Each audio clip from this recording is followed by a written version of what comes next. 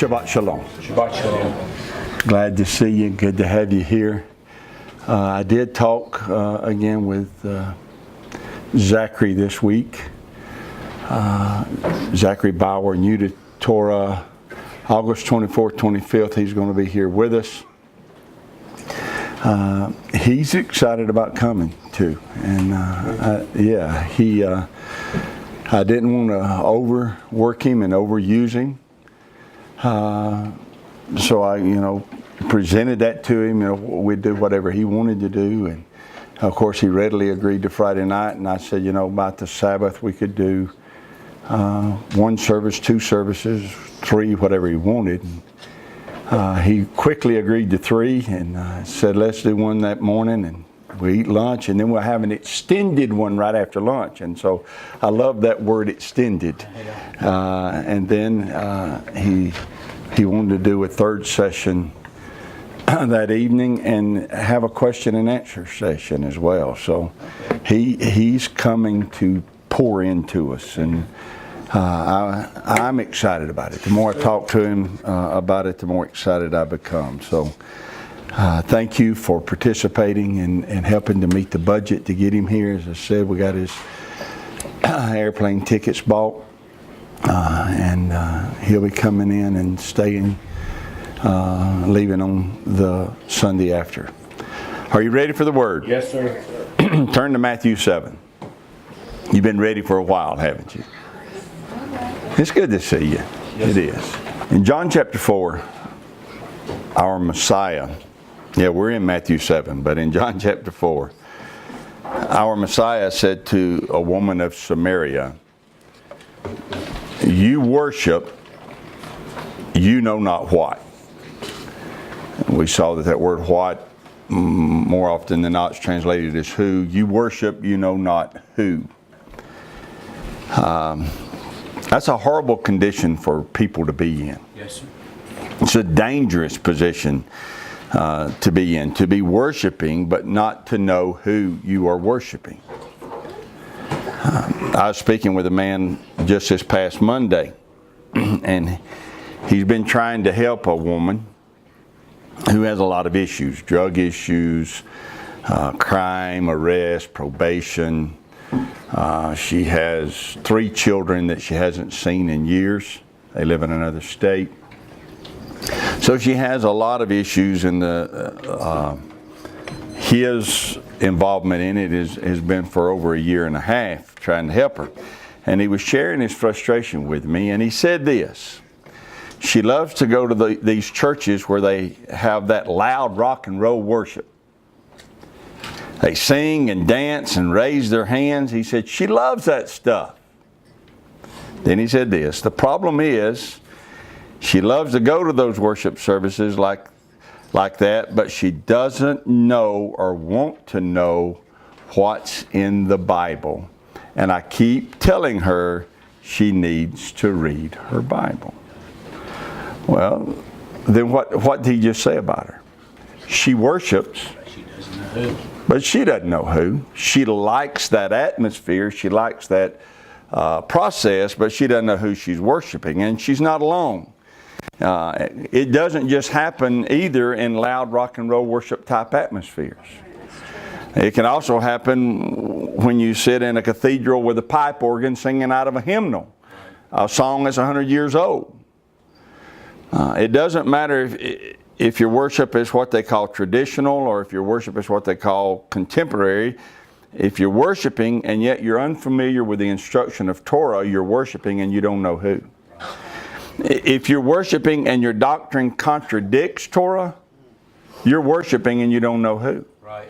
If you are worshiping and you believe that the instruction of Torah is not even meant for you, you are worshiping and you know not who. Right. And that kind of worship can blind you. You can get so wrapped up in that kind of worship, and it can give you such an emotional security and high that you become blind to the darkness that has deceived you. One of the most chilling passages in the Bible is found where I ask you to turn. That's in Matthew chapter 7. That's a very chilling passage. It's some very sobering words spoken by our Messiah. And I want you to look at them again. I know we often quote these verses, but seldom do we look at them. And we need to lay our eyes on them and pay attention to what he said here. Listen to verse 21. Not everyone, everybody say not everyone. Not everyone. So we get all hooked in here together. Not everyone that says unto me, Master, shall enter into the kingdom of heaven, but he that doeth the will of my Father which is in heaven.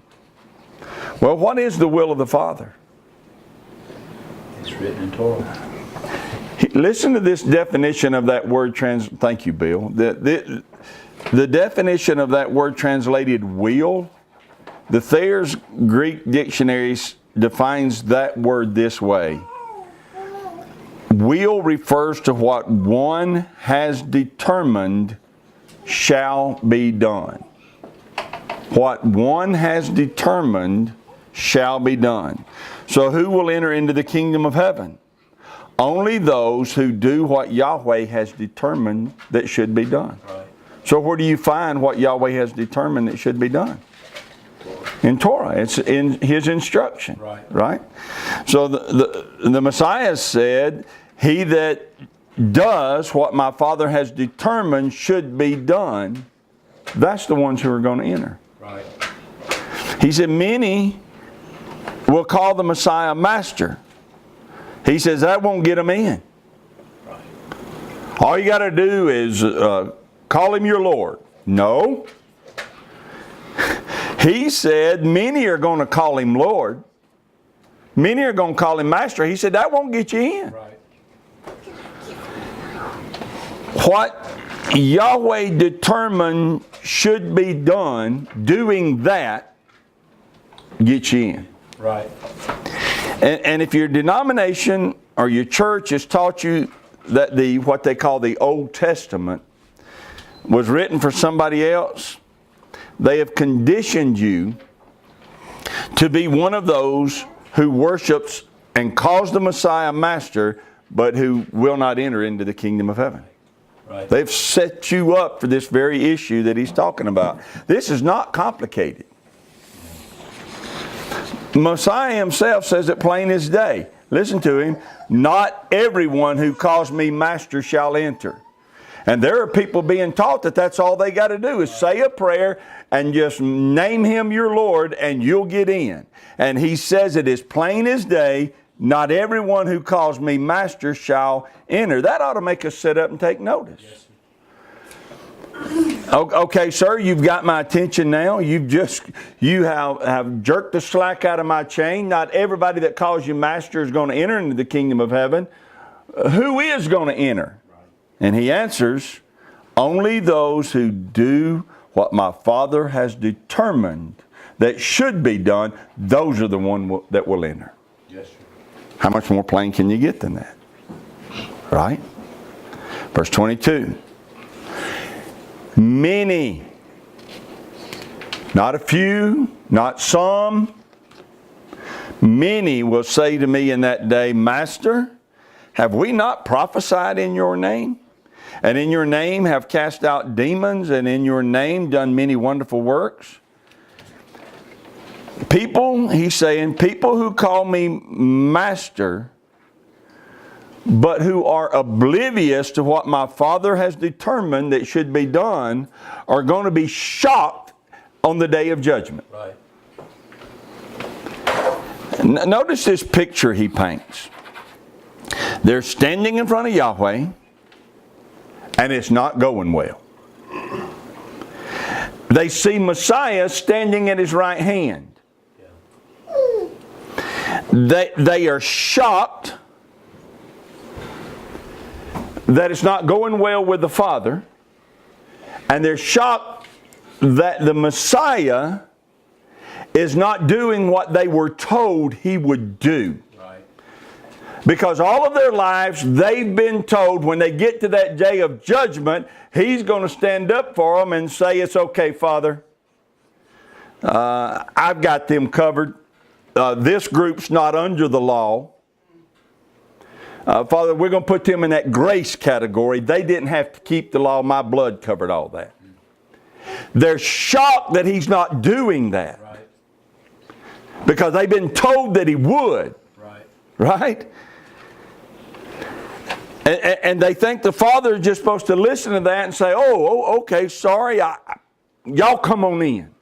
Y'all are in a different category. They're shocked that's not happening. Messiah isn't standing up for them. And Yahweh is not saying, oh, okay, come on in. They see they're in trouble. They look to the Messiah for help. They not only look to Him for help, they actually, you read that. Listen to it. Pay attention to what He's saying. They actually begin to chastise Him as if He's done something wrong. Master. Read the inflection in their tone. Master. Have we not prophesied in your name? And in your name cast out devils, and in your name done many wonderful works? In other words, they're saying to Him, Yahweh's upset with us, it's not looking good, and we were only doing what you told us to do. Yeah. Everything we did in your name. You understand what that phrase means, in your name? That phrase, in your name, means we did it as your representatives. Right. Everything we did representing you. Right. So now it's time for you to stand up and represent us. That's what they're saying. We prophesied as your representatives. We cast out devils as your representatives. We did miraculous works as your representatives. Now you need to speak up and take up for us and protect us. Listen carefully to what He says. And then I will profess unto them, I never knew you. Depart from me, you that work iniquity. 3 things He said there. See, He knows what's coming. Do you see that? Even then, He knows what's coming on the day of judgment. Yeah. And that day hadn't even arrived yet, but He knows what is coming. He knows that there are many who are breaking Yahweh's law, and they're doing it in the name of the Messiah. Yeah. He knows that there will be many who claim to represent Him. He knows that they're doing what would be considered wonderful works. But He knows that they're going to teach people that they can and should ignore Torah. They can and should ignore instruction, or if we look back at that word He just used, the will of the Father.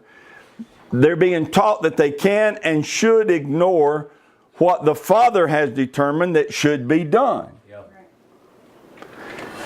He kept Torah perfectly. He said plainly that He did not come to destroy it, right? Right. And yet there are many who claim to be representing Him who are teaching people that He did destroy it. Messiah knew that was going to happen. Stay there in Matthew 7, but turn to Matthew 24 for a moment. You there? Yes, sir. Look at verse 24. For there shall arise false Christ. What does the word Christ mean? Anointed one. There shall arise false anointed ones, false prophets, and shall show great signs and wonders, insomuch that if it were possible, they should deceive the very elect. That's how good they're going to be at what they do. He warned that there was going to arise people who would have a false anointing. Right. Didn't say they weren't anointed. Do you see that? It's just a false anointing. And they're going to be false prophets. And He said they're going to show great signs and wonders. Now, what's the purpose of the great signs and wonders? He tells you what the purpose of the signs and wonders are. To deceive people. Deuteronomy, Torah warned of it. He's just preaching Torah. Torah warned that it didn't matter what miracle or sign or wonder a prophet showed. If he taught something different than what's written in Torah, he was a false prophet. Torah said it's easy to measure him. Don't measure him by what looks like a sign. Don't measure him by what looks like a miracle. Measure what he's saying against Torah. If it disagrees with Torah, he's pseudo. He's fake. Right? Listen to this definition from Thayer's Greek dictionary of pseudo-prophets. Thayer says it means this: one who, acting the part of a divinely inspired prophet, utters falsehoods under the name of divine prophecy. Wow. He acts the part of a divinely inspired prophet. He acts like he's representing Yahweh. He acts like he's representing the Messiah, but he's uttering a falsehood. Well, how do you know if it's true or false? You've got to measure it against Torah. If you can't measure it against Torah, then he will deceive you. Because he's going to be good at what he does. Yes, sir. Right? Of the pseudo-Christ, he says this: one who falsely lays claim to the name of the Messiah. So anointed ones who claim to be representing him, those who claim to be anointed, claim to be representing him, are pseudo-Christ. Well, Messiah knew and warned that there would arise people using his name who would claim to be speaking on his behalf, showing great signs and wonders, but who would be speaking falsehoods and by doing deceive many. We talked about this last week. How do you keep yourself from being deceived? What makes wise the simple? The law. That's right. Torah makes wise the simple. We saw that in Psalm 19 last week. So Messiah warned there are going to be people who are skilled at deceiving you. The only protection you have is Torah. You say, well, no, I have the Holy Spirit. Absolutely. Guess what the Holy Spirit uses? He brings to remembrance what's written. Right? Okay. Well, those who are not made wise by Torah get deceived. They stand before Yahweh. We're back to Matthew 7. They're standing before Yahweh on the day of judgment. They're shocked at that it's not going well. They're shocked that the Messiah is not standing up for them. And they call out for him to do something. They say, hey, we did everything we did in your name. We did everything we did as your representative. Now it's time for you to stand up for us. And what does he say? Then I will prophesy to them, I never knew you. Depart from me, you workers of iniquity. So again, three things. What three things does he say? One, I never knew you. Two, depart from me. Three, you're lawless. Workers of iniquity. I never knew even at any time you. That negative that's used there is the most powerful negative that could possibly be used. It means never at all at any time did I even know you. You claim you represent me, but never at any time, not even did I know you.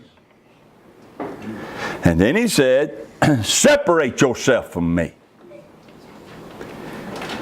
Do not come over here and try to pull me into this as if I'm the one who condoned your dismissal of the Father's instruction. Wow.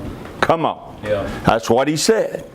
I never once told you to break any part of the law. I told you that every jot and tittle of it would stand as long as heaven and earth stand. You learn what you know about breaking it from somebody else, not me. Don't pull me into it. You, he said, are lawless. Actually, he said something stronger than you are lawless. Look at it. What did he say? He didn't say you are lawless. What did he say?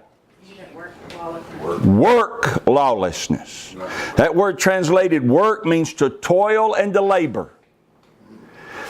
They labored at being lawless. They weren't lawless by accident. And they weren't lawless out of ignorance. They purposely defied the law. They had been taught to do so, but buddy, they did it. The law says you should remember the Sabbath. That's what Yahweh determined that should be done. They defied that instruction on purpose and brag about doing it. Yahweh determined that certain things should not be eaten. They defy that instruction on purpose and make fun of people who think that you actually can't eat certain things. I was going to lunch with a guy yesterday. He's in my truck, riding down the road, talking about eating, and he said, what is it again that you can't eat? As if I'm strange. What I can't eat, that's simple. I can't eat things that are not food. Right. Good way to put it. The Bible helps us understand what is food and what's not food. Right. And so I don't eat those things that are not food. Right? Yahweh determined that His people should not learn the ways of the heathen. People defy that instruction on purpose and make the ways of the heathen their most prized holy days. Right. And they do it all in the name of the Messiah. And He says, well, I never knew you at any time. Right. Depart from me, you who labor to live lawlessly. Well, what does all that mean? You look at Matthew 7, what do those three verses actually mean? What he means is that on the day of judgment, He's going to stand up and tell a whole group of people, many people, the same thing He said to that Samaritan woman. He's going to say, yeah, it's true, you worshiped, but you didn't know who you were worshiping. That's what He's going to say to them. The woman of Samaria didn't know, but she's not the only one who doesn't know. But let's talk about this woman of Samaria for a moment. Do you know what Samaria is? Where Samaria is? What it was? Samaria was the capital city of the northern kingdom of Israel. It's not only a capital city, but it also refers to most of the region of northern Israel. The kingdom divided after the death of Solomon. You remember that? His son Rehoboam would remain as king of Judah, but a man by the name of Jeroboam would become king in the northern territory, and there would be 10 tribes, 10 of the 12 tribes who would declare their allegiance to Jeroboam. And from that point on, that northern territory was called Israel, and the southern territory was called, help me? Judah. Jerusalem was the capital city of Judah, and Samaria will become the capital city of Israel. The term Samaritan then, when we talk about this woman of Samaria, the term Samaritan then refers to people who were from the northern territory of Israel. To say a woman of Samaria is also to say a woman from the northern territory. All right? The reason I want to make that point is we need to see how far that Israel fell. A woman of Samaria, I'm not saying that she was of the 10 tribes, but she's from that region. She's from that area. And Messiah wasn't just referring to her, He was referring to them. How far did Israel fall? From the time the kingdom split until the Messiah, how far did they fall? They fell so far that they had been dispersed among the nations. They had lost rights to their territory. They had lost their identity. And the Messiah said of them, yeah, you worship, but you don't know who you worship. Now that's quite a fall. How did they get there? Well, Yahweh quickened this to my spirit over a month ago. And we've been talking about it for the last few weeks. The phrase I heard in my spirit was, the sins of Samaria, the sins of America. There is a parallel between the two. Samaria fell so far that and let me rephrase that. They fell so far that even though they are worshiping and they think they're worshiping Yahweh, they're not. Right. They would have argued with you.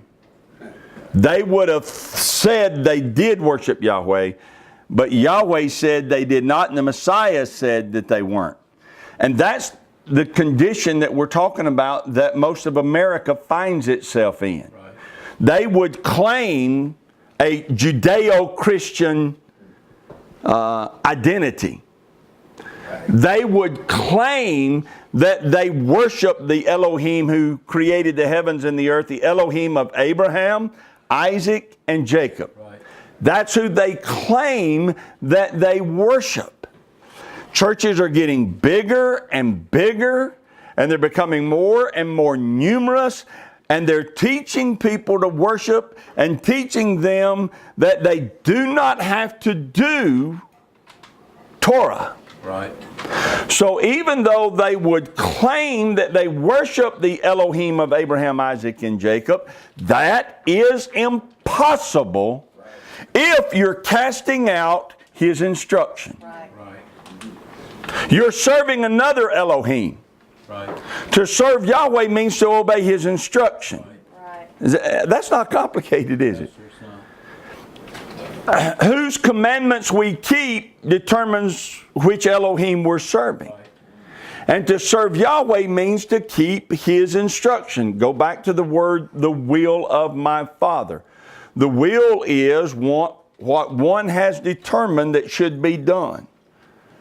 Right? I mean, if you write out a last will and testament, what are you doing? You have put down on paper and had it authorized, notarized, that after you die, this is what you have determined that should be done with your stuff. Right. Right. So that's what will means. Will means one who determined what should be done. And Messiah said those who will enter are those who are doing what the Father has determined should be done. Well, there are churches, and they're getting bigger and bigger and more numerous, who are teaching in America that you can worship Yahweh without doing what He has determined that should be done. Right. You don't have to obey Him. They'd never say it that way. No, not that way. They'd never say it that way. They're saying that they would never stand up and say, hey, you don't have to obey Yahweh. Never would they say that. What they are teaching, though, is that the law's been done away with. Right. And when you call it the law, it's a terrible translation. When you call it that, when you call it the law and you say it like you've got a bad taste in your mouth, the law. Yeah. Well, it's easy to convince people that they should avoid it. But the truth is what they call the law is actually Torah, and Torah means instruction, and instruction means exactly what Messiah was talking about in Matthew 7. It is the written record of what the Father has determined should be done. So when these churches teach people that the law has been done away with, they're teaching them that they do not have to do what the Father has determined should be done. And that's dangerous. Well, last week, we said it's foolish to ignore the examples we're given. These things are written, Corinthians tells us, these things are written to be our examples and our admonition. So what we see is that Israel did not follow Torah and they were overthrown. Right. It will be no different for America. Right. Right. You cannot ignore Torah and remain blessed and powerful. Right. That's true. We have example after example after example of people who tried and it failed. Right. If you don't obey Torah, you cannot remain blessed and you cannot remain powerful. So let me show you exactly what the sins of Samaria were. We need to know so that we don't make the same mistake. Let me begin by introducing you to this man that I mentioned a while ago named Jeroboam. Turn to 1 Kings 11. Solomon is still the king. He has a lot of work going on in his kingdom. He has people that are rebuilding cities, they are rebuilding roads, they're rebuilding walls. And one day as he's going around checking on everything, he sees a young man named Jeroboam. He's from the tribe of Ephraim, and this young man is working hard and smart. And he got Solomon's attention. So listen to what Solomon did in verse 27. And this was the cause that he lifted up his hands against the king. Solomon built Milo and repaired the breaches of the city of David his father. And the man Jeroboam was a mighty man of valor. And Solomon, seeing the young man that he was industrious, he made him ruler over all the charge of the house of Joseph.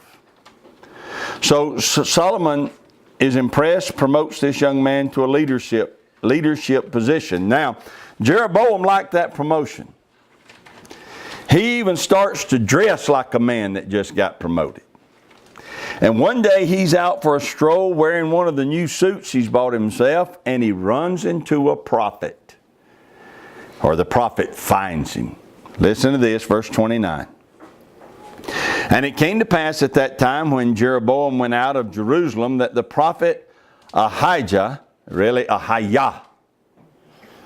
Ahijah means a worshiper or the worshiper of Yahweh. So his prophet's name is worshiper of Yahweh. Ahijah the Shilonite found him in the way, and he had clad himself with a new garment. And they two were alone in the field.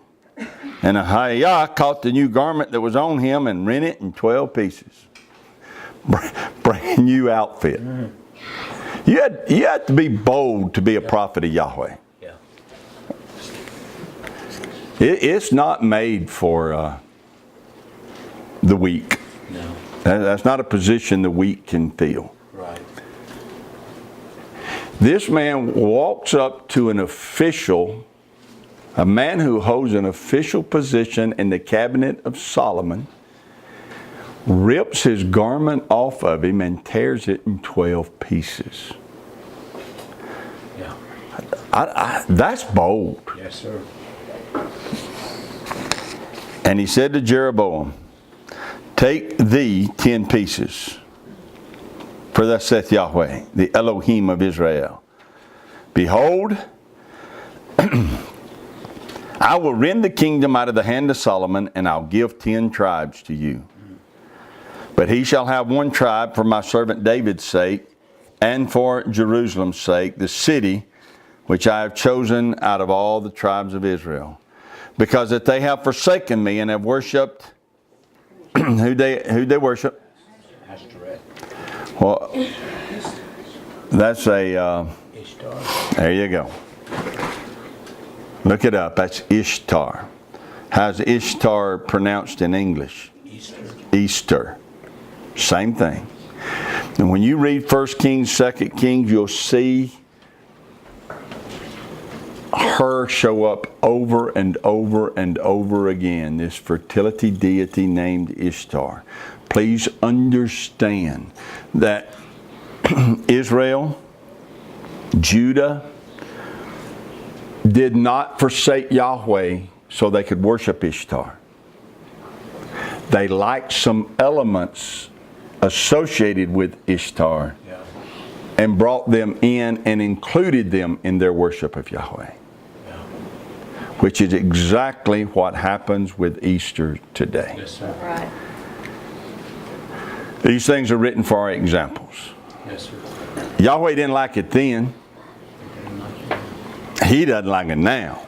Right. Let me rephrase that, shall I? I mean, I may as well be bold. Yahweh would not tolerate it then, Right. and He's not going to tolerate it today. Right. Because that they had forsaken me and have worshipped Ishtar. They would say we didn't forsake Him. We're going to see in a minute how clear this is that they would say that.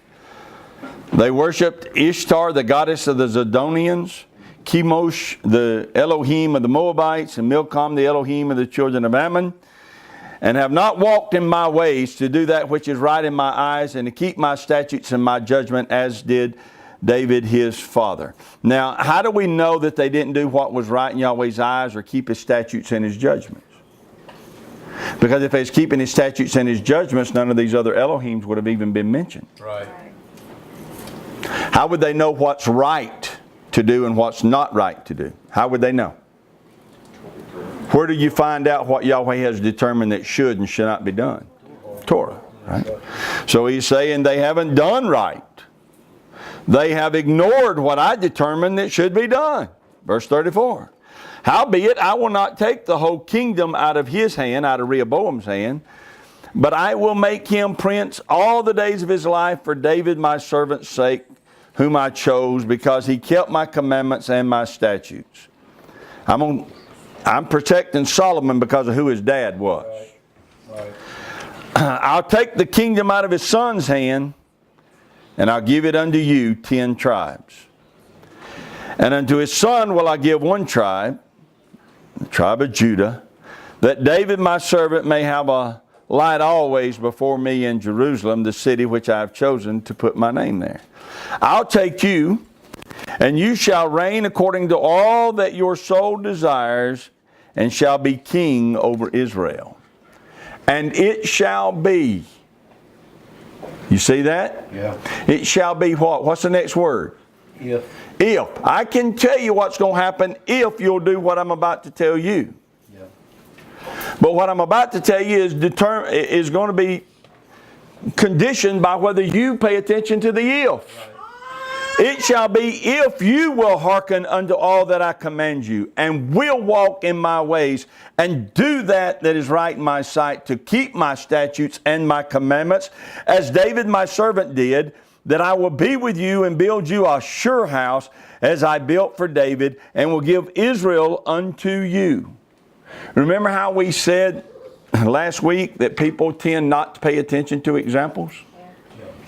You can have a perfect example in front of your face and condition yourself to think, well, that happens to everybody else, it wouldn't happen to me. Right. Here, the prophet of Yahweh is talking to Jeroboam in a field where he's just tore his garment into 12 pieces. Said, here, pick up 10 of those.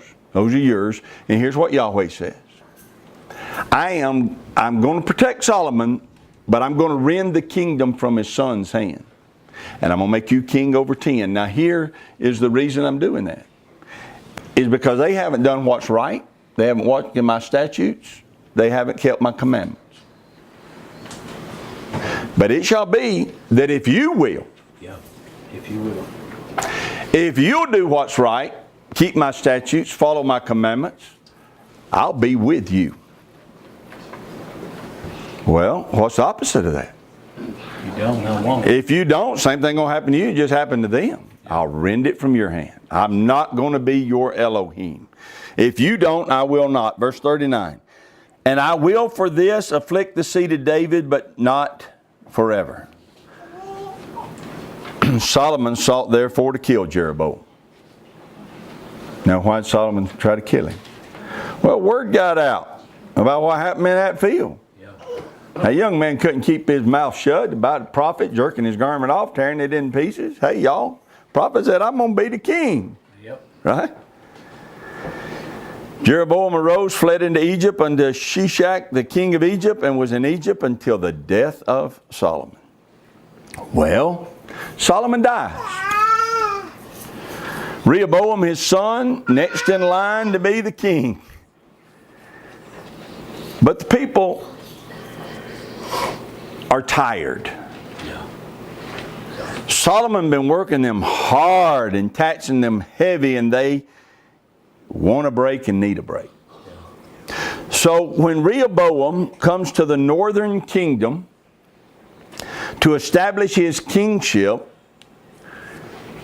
the people in that region have some reservations about crowning him as the new king. They're willing to. Listen, they're willing to. But they're not going to do it automatically. Just like Solomon, they've heard the prophecy that was given to Jeroboam. They heard about it. But you know what? Even though they may have believed that prophet, and even though that they know that that's going to come to pass, they're not sure of the timing of that prophecy. Yeah. And so they're willing to let Rehoboam be their king, but they have some reservations. So they say to Rehoboam, we need a break. Your dad was hard on us. We will this day celebrate you as our king, but you are going to have to ease up a little bit. Yeah. Rehoboam said to them, you think my dad was hard? Yeah. You hadn't seen anything yet. I'm going to show you what hard is. Yeah. And they said to him, no, sir, you will not. You're not going to be our king. This man standing right here just returned from Egypt, where he'd been hiding because your dad tried to kill him. See him standing here? He's already got a prophecy that he's going to be the king. He's our king. From this day forward, he's our king, not you. 10 of us are going with him. Well, that's how Jeroboam became the king of Israel. Now remember, Yahweh not only gave word to Jeroboam that this was going to happen, Yahweh warned Jeroboam that it was imperative when it did happen that he walk in Torah and teach the people to do the same. Right. But he didn't do that. What Jeroboam did was begin to establish some religious practices that took root and became what I'm calling the sins of Samaria. They led this nation to forsake Yahweh and to become overthrown and to be scattered among the nations. So let's go read that, shall we? Y'all still okay? Yes, sir. Let's read what Jeroboam did, 1 Kings 12. Look at verse 25. Then Jeroboam built Shechem in Mount Ephraim, and he dwelt therein, and went out from there and built Penuel. And Jeroboam said in his heart, now shall the kingdom return to the house of David. If this people go up to do sacrifice in the house of Yahweh at Jerusalem, then shall the heart of this people turn again unto their Lord, even unto Rehoboam king of Judah, and they'll kill me and go again to Rehoboam king of Judah. Whereupon the king took counsel, and he made 2 calves of gold, and he said unto them, to the people, it's too much for you to go up to Jerusalem. Come on. He's making out like he's doing them a favor. Right. He's helping them out. I'm doing this for y'all. Yep. I preach grace to you because it's too much for you to have to do the law. Yep. Well, nobody can do it. Nobody can keep that. Wow. Yeah. He's doing it for the people. It's too much. Behold your Elohims, O Israel, which brought you up out of the land of Egypt. And he set the one in Bethel, and the other put he in Dan. And this thing became a sin. For the people went to worship before the one, even unto Dan. And he made a house of high places. And he made priests of the lowest of the people, which were not of the sons of Levi. And Jeroboam ordained a feast in the 8th month on the 15th day of the month, like unto the feast that is in Judah, and he offered upon the altar. So did he in Bethel, sacrificing unto the calves that he had made, and he placed in Bethel the priest of the high places which he had made. He had made the priest and he made the high places. So he offered upon the altar which he had made in Bethel the 15th day of the 8th month, even in the month which he had devised of his own heart, and ordained a feast unto the children of Israel, and he offered upon the altar, and he burned incense. So let's make a list of what he did. He separated himself from Judah. Didn't want to have anything to do with them anymore. Separated himself from Jerusalem. He decided we don't have to be connected to them anymore. 2, he made calves, graven images, and claimed that those calves represented Yahweh. Because Yahweh brought them out of Egypt, so he's saying we're going to use these to symbolize Yahweh. 3, he thought that just because he called a place a high place, or called it a place of worship, that that's what it was, that he could determine whether it was sacred or not. Yeah. 4,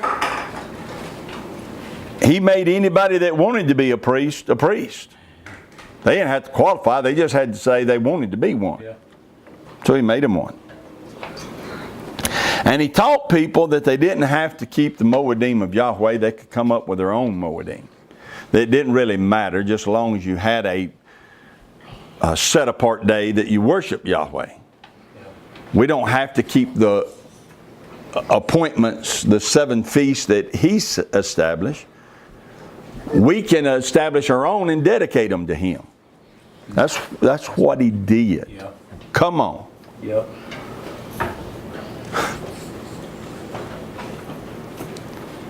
People think that just because they dedicate it to Yahweh, he will accept it. Well, no, he's already told us what he has determined it should be done. Well, those things I just read to you there are the sins of Samaria. And if you'll read 1 Kings and you'll read 2 Kings, what you will determine, or what you will see, is that there will be, I think it's 18 more kings or 17 more kings after Jeroboam. 17 or 18. One right after the other. And it says of them that they walked in the ways of Jeroboam. That they were like unto Jeroboam. That the things that Jeroboam had determined that they should do, that's what they did. Decades and decades and decades after, they're still, the things that Jeroboam set in place are just getting more pronounced in the nation, and the nation is plummeting. Because you can't forsake Torah and stay blessed and powerful. Right. Are you with me? The condition of Israel begins to deteriorate to the point that they thought they were still worshiping Yahweh, but weren't. Hosea, turn to Hosea for a moment. Hosea was a prophet. I think we'll see this next week, but Yahweh sent many prophets to warn them. When Israel, the northern kingdom, began to follow the ways of Jeroboam, Yahweh sent prophet after prophet after prophet to warn them to return back to Torah. Hosea was one of those prophets. Listen to what Yahweh said about Israel through this prophet Hosea. Hosea chapter 8, look in verse 1. Set the trumpet to your mouth. He shall come as an eagle against the house of Yahweh, because they have transgressed my covenant and trespassed against my law. He's talking about Assyria. Assyria is fixing to come and wipe you out. And it's not because they're stronger. It's simply because you transgress Yahweh's law. And you have protection no more. You've broken covenant. Verse 2. Israel shall cry unto me, my Elohim. We know you. Let that sink in. Yeah. When your destruction comes, you're going to be shocked because you think you're worshiping me and that we have a relationship. You're going to say, we know you. And I'm going to say, I never at any time knew you. Right. Wow. Verse 3. Israel has cast off the thing that is good. The enemy shall pursue him. They have set up kings, but not by me. Yeah. They have made princes, and I knew not. Of their silver and their gold have they made them idols, that they might be cut off. Your calf, O Samaria. Referring to that one set up in Bethel and that one set up in Dan. Your calf, O Samaria, has cast you off. You made that, and you cut yourself off from me. Yeah. My anger is kindled against them. How long will it be ere they attain to innocency? How long before they stop this nonsense? For from Israel was it also, the workman made it, therefore it is not Elohim, but the calf of Samaria shall be broken in pieces. For they have sown to the wind, they shall reap the whirlwind. It hath no stalk, the bud shall yield no meal. If so be it yield, the stranger shall swallow it up. You in verse 8? Yes, sir. Listen to verse 8. Israel is swallowed up. Now shall they be among the Gentiles as a vessel wherein is no pleasure. Or you could say it this way. They'll be among the Gentiles as a vessel that has no value. For they are gone up to Assyria, a wild ass alone by himself. Ephraim has hired lovers. Yea, though they have hired among the nations, now will I gather them, and they shall sorrow a little for the burden of the king of princes, because Ephraim has made many altars to sin. Altars shall be unto him to sin. Here's the verse I want you to read. Listen to this. Is the condition in Israel when Hosea comes to prophesy to them. I have written to him the great things of my law, but they were counted as a strange thing.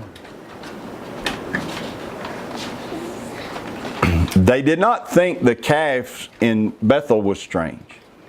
Wow. They didn't think the calf in Dan was strange. Wow. They didn't think not going back to the temple in Jerusalem. They didn't think it was strange not to go. Wow. They didn't think it was strange not to keep Yom Teruah, Yom Kippur, Sukkot. They didn't think it strange to adopt a holiday on the 15th day of the 8th month. Yep. They didn't think that was strange at all. They did not think it strange to involve elements of the worship of Easter, Ishtar, into their worship. Didn't think that was strange at all. But when a prophet would stand up and tell them what Torah said, they said, "Boy, this don't sound right. Yep.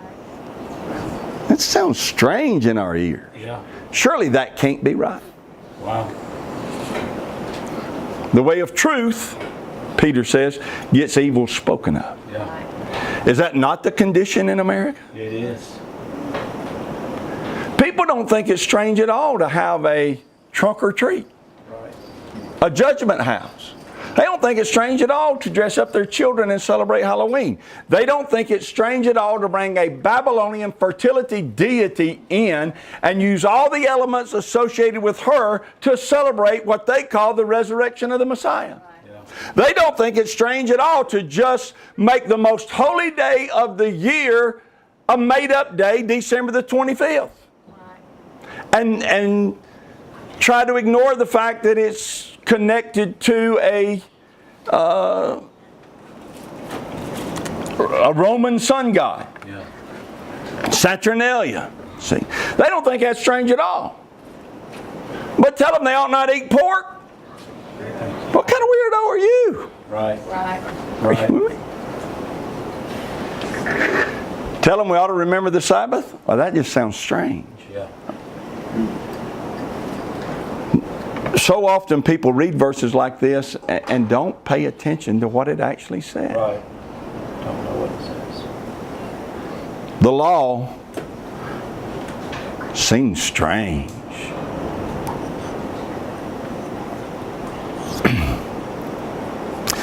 Tell you what we're going to do next week. We're going to go to 2 Kings 17. And we're going to see what happened. We saw what Jeroboam set in place. But what he set in place caused a snowball effect that caused a lot of other things to happen. And so we're going to go to 2 Kings 17 next week and look at this itemized list of what began to take place in this nation that brought about their demise. We're told exactly. 2 Kings 17 talks about them being overthrown, and it says, here's why. We need to know why. Why is it recorded in 2 Kings 17? Why is the why told to us? Our example. So that we don't make the same mistake. Right. Can't help them, but we could help ourselves. Right. Right? What you're going to find out, I guess we're already seeing, is they became a people that worshiped. But they didn't know what, and they didn't know who. They thought it was Yahweh, but it wasn't. So, let me give you some homework. Yes, sir.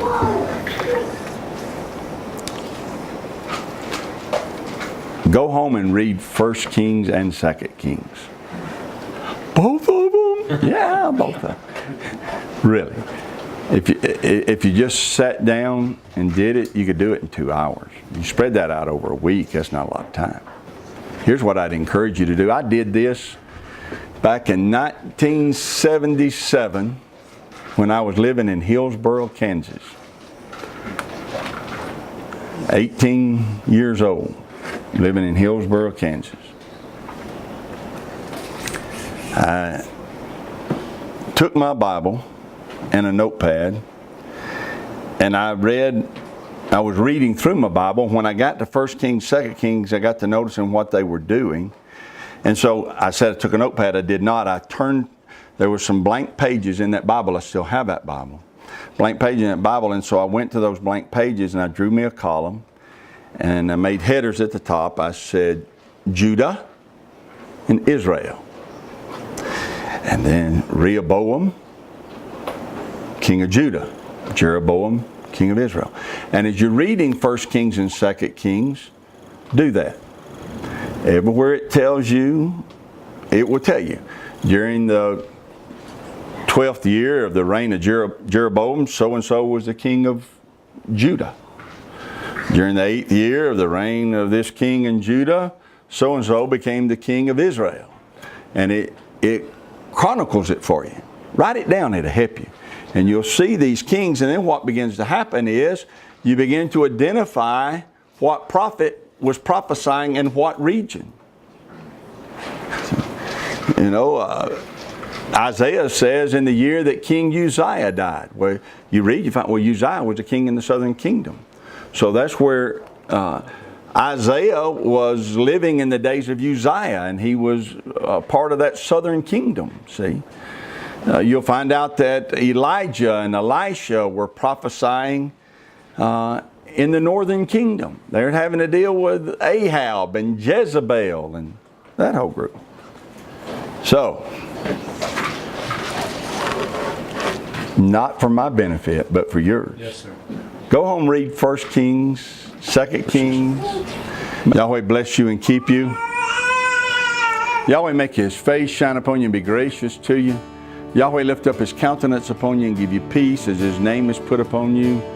So shall He Himself bless you. We learn, we keep, we do His commandments so that we not only worship, but so that we know who we worship.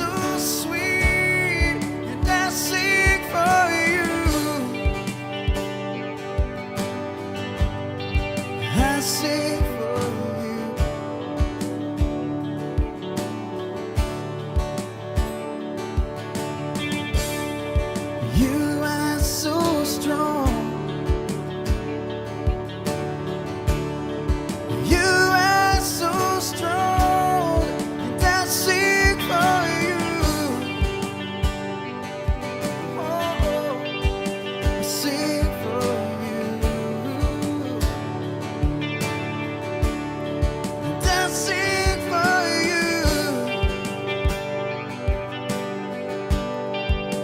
see